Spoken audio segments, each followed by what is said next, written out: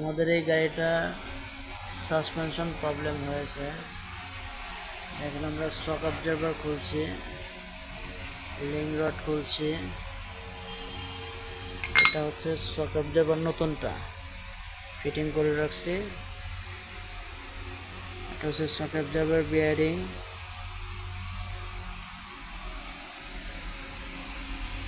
এটা হচ্ছে আর একটা শক অবজারভার ফিটিং করবে এটাকে। আর এদিকে আছে লিং রড। আমাদের পুরো সাসপেনশনটা খোলা লাগে নাই, দেখেন লিং রড।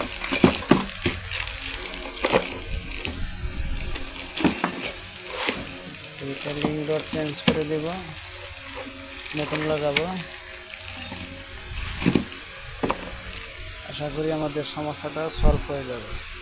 সমস্যা ছিল উঁচা নিচে পড়লে কটকট কটকট সাউন্ড করতো।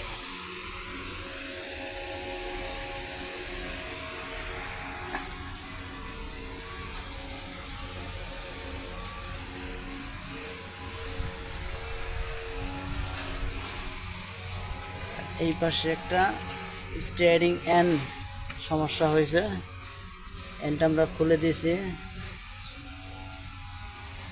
লেদে নিয়ে গেছে কাজ করার জন্য। এটা কাজ করে নিয়ে আসা হয়েছে।